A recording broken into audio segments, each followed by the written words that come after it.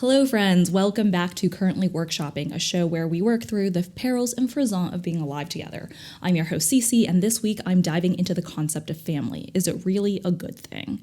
This was inspired by a TikTok I made summarizing what I learned in family law, essentially that marriage is a made-up concept steeped in economic and religious reasoning, but in our modern era, marriage really can be whatever you want it to be. I got a really thoughtful comment about how to think of marriage when the history of marriage really is pretty anti-feminist. Like, is it possible to be a feminist and also married to someone? This really got me thinking about marriages and the idea of the family more generally, so I'll give a brief overview of the legal history of marriage, tackle the question of whether marriage is inherently anti-feminist, and then delve into a concept I love but elicits really strong reactions from others: family abolition. But before we get into it, a shout out to Burgie26, Test 2011, and Prissy Elf for leaving a review on Apple Podcasts. It's so encouraging for me to read your reviews, and they really help motivate me so much to continue with my journey of abandoning perfectionism for consistent mediocrity when it comes to creating content. I really, really appreciate all of you. And now, on with the show. As some of you know, I am engaged to a lovely man named Nathaniel, who, yes, usually goes by Nathaniel. Sometimes I get comments about how weird it is to call him Nathaniel, but I'm a huge believer in calling people whatever they introduce themselves as first. I distinctly remember asking him when he first messaged me, do you go by Nathaniel, Nathan, or Nate? And he responded Nathaniel. So there you go. I'm going to call him Nathaniel. I think my insistence on calling people by whatever name they introduce themselves as is because for immigrants with hard to pronounce and in English-speaking country names, we routinely anglicize our names, pick an English name, or worse, try to introduce ourselves and have the other person go, that's too hard. How about I just call you Joe? And that honestly is really offensive. So yeah, my fiance is Nathaniel, and I'm going to call him that because I think self-determination is a good thing. Going off of that, self-determination is also my general philosophy when it comes to marriage. So Nathaniel and I met in a law school class, family law, which we took for different reasons. I was enamored with a professor and really wanted to get close with her. Spoiler, that actually didn't end up happening. We're friendly enough now, I suppose, but it's not like she became my mentor or anything during law school. I'm still probably going to send her a wedding invite though, because it only seems fair as Nathaniel and I did meet in her class. Nathaniel, on the other hand, was taking the class because he didn't really understand the reasons behind society pushing the institution of marriage on everyone. And that was what the class was about: marriage, divorce, adoption, alternative reproductive technology, surrogacy, all of that. It was an incredibly enlightening class, and honestly, if you ever get the chance to take a theoretical family law class, I would highly encourage you to do it, as you do learn a lot about government regulations of private and domestic affairs, which is always thought-provoking because of how much it touches upon your own life in a concrete way, more so than, say, administrative law or federal courts. The first case that we read in the class was Reynolds v. U.S., a case from 1878 stating that the federal government, and not just the state government, has an interest in regulating marriage. Reynolds was a case involving polygamy, which was a criminal offense in Utah. The defendant in the case argued that it was his religious belief that male members of the church should engage in polygamy. This was the Mormon Church, and the Supreme Court held that the federal government could regulate marriages, even if polygamy was a religious belief, separation of church and state, right? The logic behind the Supreme Court's opinion was essentially that the state needs to regulate marriages because the state has an interest in creating good citizens to form a good society. And good citizens come from marriage, which then is the building block of society, so the government then must regulate this building block of society. There was definitely also some xenophobia at play too, though, as the opinion makes this weird mention to polygamy being odious to the northern and western nations of Europe, and the practice being almost exclusively a feature of the life of Asiatic and African people. Like, hello? Henry VIII is so much less odious because he just had affairs while he was married to his wives instead, and also beheaded 2 of them for treason, right? But okay.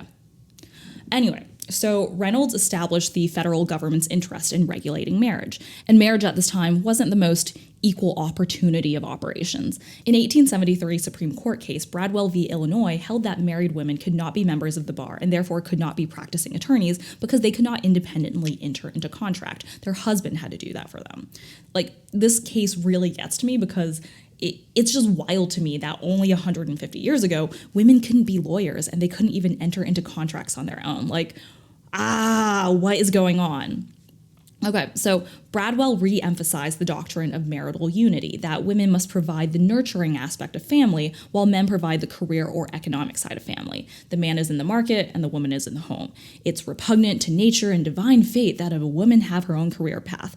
And historically, there's this idea of coverture in law, which is when a woman's property becomes her husband's upon marriage, and he's the public representative of the family unit. She's essentially covered by him, subsumed by him in the marriage. Blah, blah, blah, more misogyny, you get the idea. Now, I do want to emphasize here that I think homemaking is a great goal. It's a lot of work, and if you want to be nurturing to your family because you want to do that, then you should. I'm not here to argue about how horrible it is to suppress a woman's femininity in the modern era, how masculine you feel society is requiring women to be. None of that. No value judgments. Again, I am all about self-determination. But I am saying that it is reprehensible for women to not even have the opportunity to do something simply because they are women. This brings me to the first big question. Can you get married and still be a feminist? I've always struggled with stuff like this because I was so conservative growing up and I wanted traditional things so badly. Traditional indicators of success were really appealing to me, and I'm not even really sure why.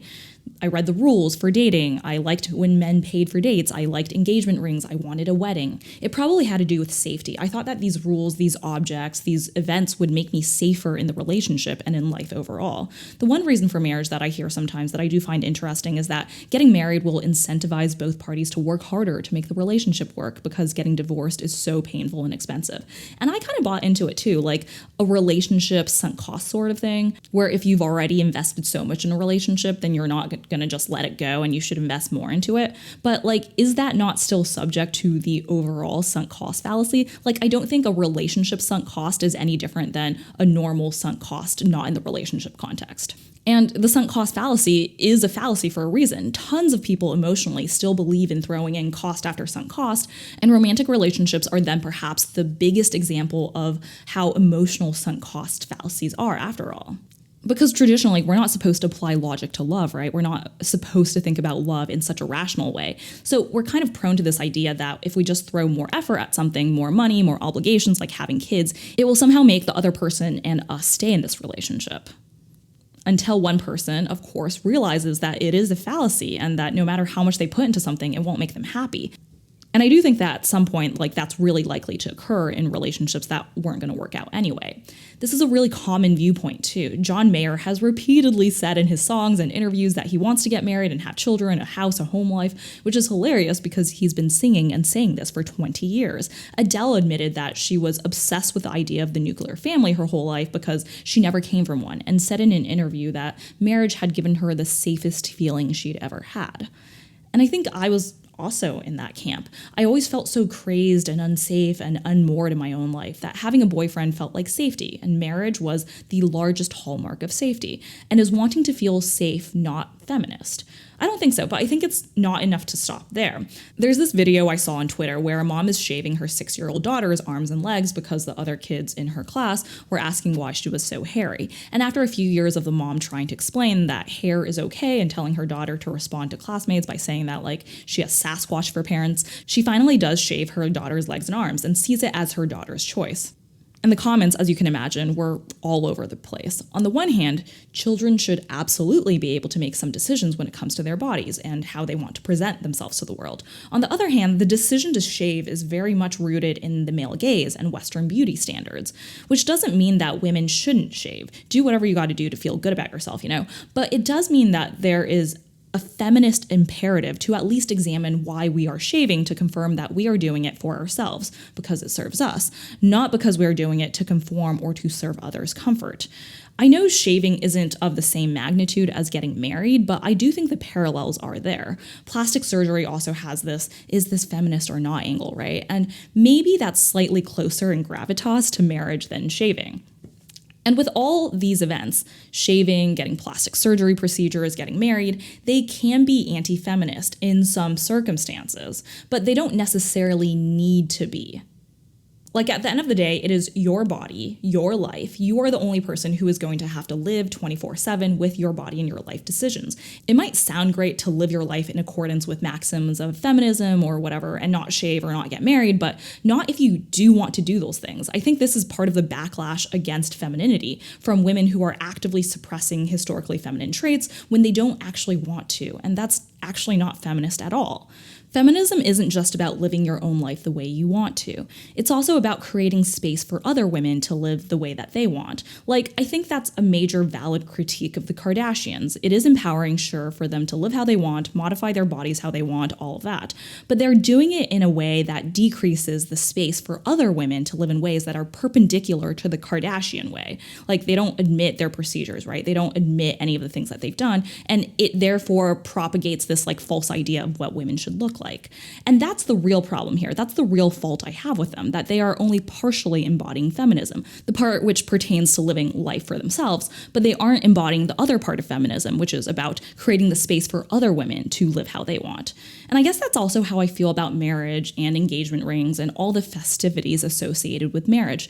Yes, I know it's a traditional institution rooted in religion, the patriarchy, and inequality, but at the same time, I want to get married. So the feminist way to approach this, at least for me, is to get married because that's what I want to do as a woman, and also make sure that whenever I talk about marriage as a concept with others, I make clear that I don't think it's necessary to get married, that marriage in our modern era can be whatever the parties want marriage to be, to really make space for those other women who don't want to get married for whatever reason, because that actually is feminism, is doing what you want and also helping other women do what they want. Which brings me to the second big topic of the episode, family abolition. I actually hate that it's called that because the term family abolition makes it sound like we want to take you away from your family and make you live in assigned communes or something, when family abolition, in fact, isn't about that at all. Family abolition isn't a new concept at all. Marx and Engels, the socialists, made arguments for abolishing the family in connection with their critiques of capitalism, particularly due to the role that family inheritance played in upholding class inequality. And even Plato has an allusion to abolishing the family in his work. The problem with family abolition, though, is that the concept hasn't clearly coalesced around any one method. Sophie Lewis, an academic and author, envisions family abolition to be the availability of care and nurturing outside of the private sphere, in a kinder world where we all choose to take care of people with whom we are not biologically related. She really leans into the idea of chosen families, which is largely from queer communities, and wants to expand the ways in which we can actually care for each other outside of just like blood ties. The political commentator David Brooks even wrote an article in March 2020 about how the nuclear family is inappropriate for our modern society, and in fact only made sense in a small window of US history. He advocates for multi-generational families and also multi-family groupings. Underlying his argument is this like weird recognition of how lonely the nuclear family's existence is. Brooks references this book called Tribe by Sebastian Junger, in which Junger writes about how European settlers in North America in the 17th and 18th centuries kept on defecting to go live with communal Native American families. Native Americans, on the other hand, rarely defected to go live with European families. This apparently bothered the Europeans, who couldn't conceive that people would want to live in a societal structure other than their superior European one. And of course, we could envision family abolition in a more radical way altogether, not just chosen families or multi-generational families, but weakening the legal rights and obligations between blood relations. In the US, there is this huge privileging of blood ties legally. Terminating parental rights for biological parents is pretty difficult, and family laws and adoption laws really try for family preservation and reunification before allowing non-blood related people to adopt. This is also why we have this trope, right, in movies of someone dying with secret children, and then their secret children come to the will reading to lay claim to the deceased's estate. Blood ties matter a lot in US law, so what would our society look like if we weakened or eliminated the default rules privileging biological relation when it comes to inheritance, adoption, and health decision-making? Now, I'm not saying not have default rules at all. I will be the first to tell you that I think default rules have a lot of value, but I think there is something to be said for examining our default rules and contemplating what could happen if we had other defaults. How would our lives change? Would we be happier or sadder? And if happier, then shouldn't we seriously consider those changes?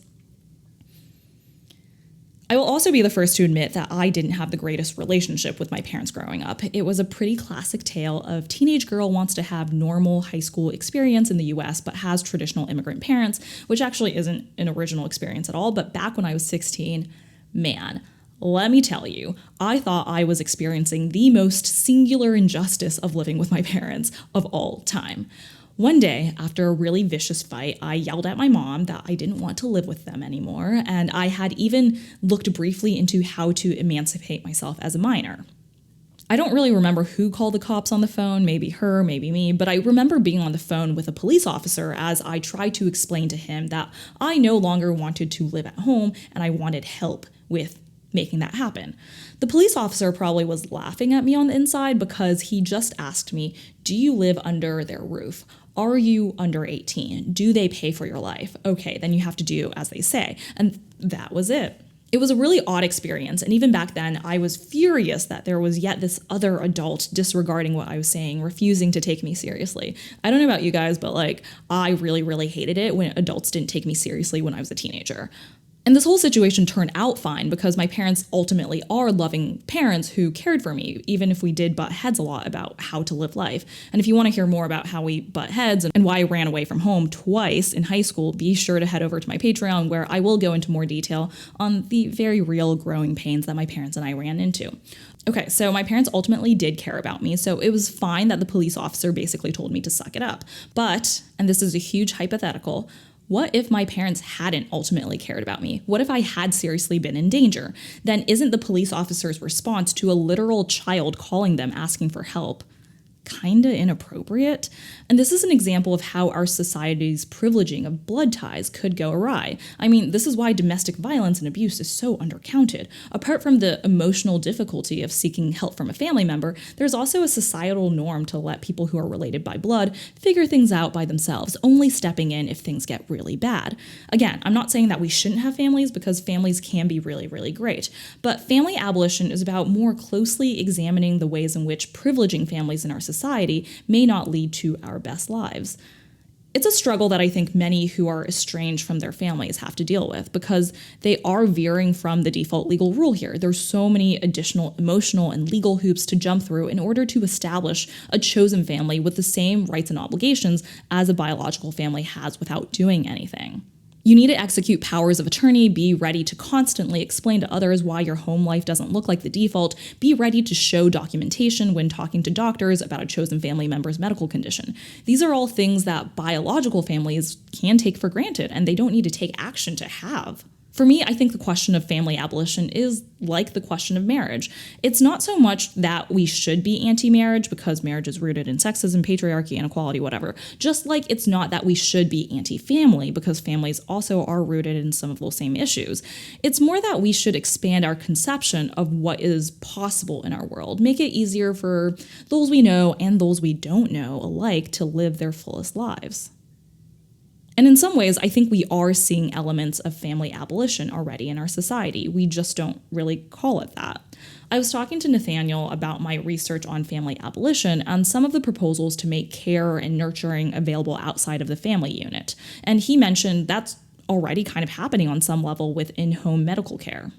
Medicare, for example, will pay people who provide care to family members rather than paying nurses outside of the family. I think it's good to recognize work when it's internal to the family rather than only recognizing work when externalized from the family. It does make no good sense to pay nurses for in-home care but not pay family members for doing the same. In addition, we see a lot of family expansion, right? Chosen families, groups of friends who care for each other and live near each other. After college, I always said to people that living in dorms near all of your friends was one of the greatest living arrangements, and if I ever won the lottery, I would buy an entire apartment complex and have all my friends live in the same building. I still want to do that. I do think there is a loneliness of being alive that I want to solve for, and I think living right by all of my friends and their families would go a great ways towards ameliorating that. And maybe let's call it family expansion rather than family abolition, as that term really more accurately captures all of the proposals that I have seen, and also doesn't have this radical tone of a term like family abolition does, although controversy does garner attention, so maybe family abolition is actually the way to go. And that's it for this time. I hope you enjoyed this episode. I have linked all references in the show notes below, as well as my website where you can find all my socials and other projects. If you enjoyed this episode, I'd really appreciate your taking the time to rate, review, and subscribe, and I'll do a shout out on next week's episode as well. And speaking of next week, I am trying out something different next week. Currently workshopping will have its first guest ever. Yay! I'll be chatting with Shannon of Fluently Forward about blind items, celebrity gossip, and why we as humans seem to love talking about other people so much. See you then.